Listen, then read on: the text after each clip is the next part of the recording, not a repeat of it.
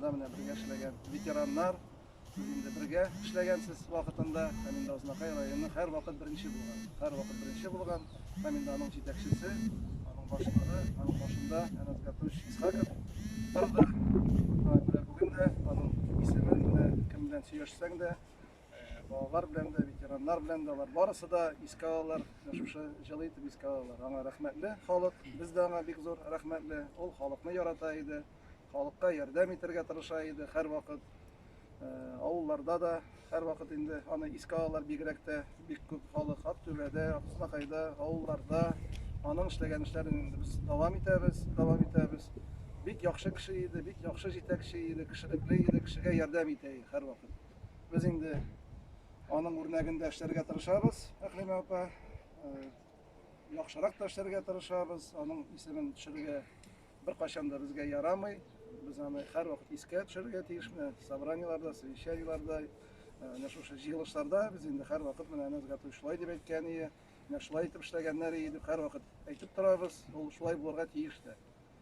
20 елдан артык эшләгәннәр, менә шушы шәһәрне төзегәннәр, алар эшләгәннәр, мәктәпләр, садиклар, йортлар, юллар төзелгән, парклар, ледовый дворецлар, ДКлар, алар барысы да шушы чорда эшләнгән. Авылларда инде фермалар төзелгән, авыл хуҗалыгы буенча районыбыз һәрвакыт алдынгы иде бит инде.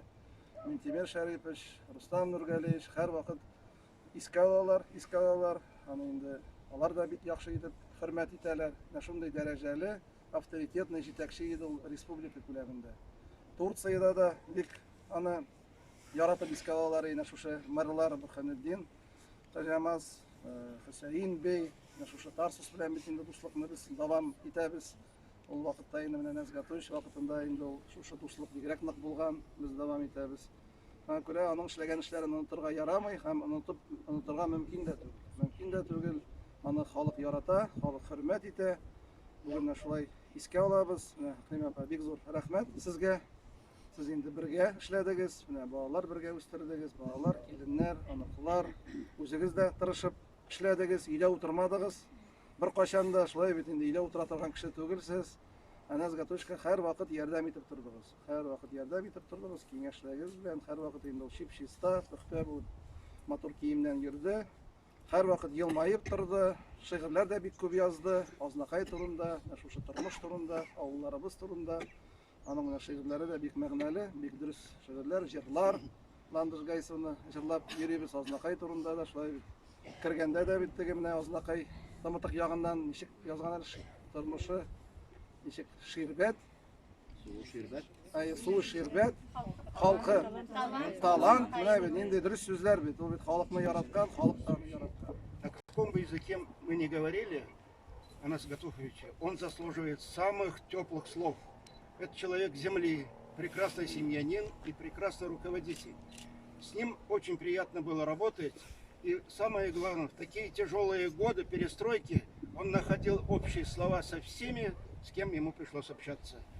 И я от имени коллектива благодарен Әнәс Гатович за то, что он оказывал содействие пассажирскому автотранспортному предприятию, и транспорт работал практически во все населенные пункты.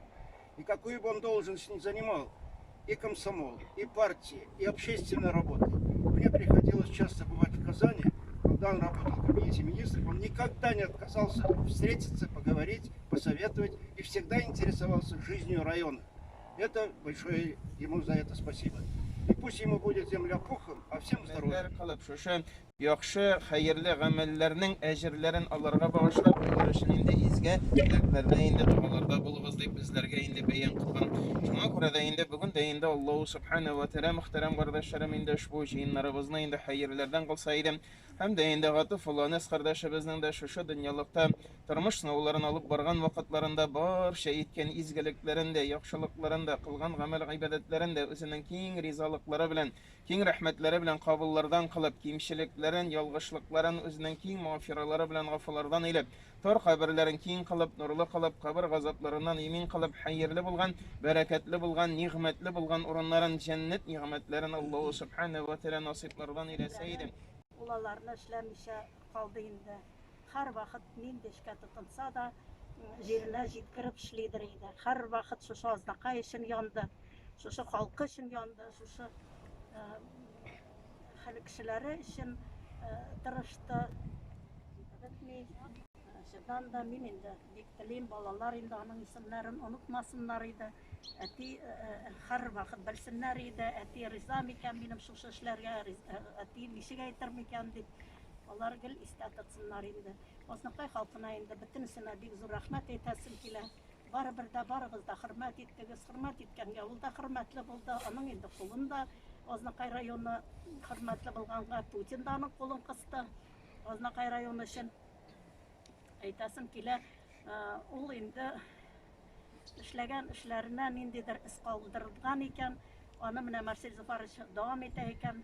Без инде аңарга бик рәхмәтле. Марсель Зуфаровичка һәрвакыт хәлләрне белеп тора, сөйләшеп тора. Мин сезгә инде бик рәхмәтле, Марсель Зуфарович. Исән-сау яшәгез.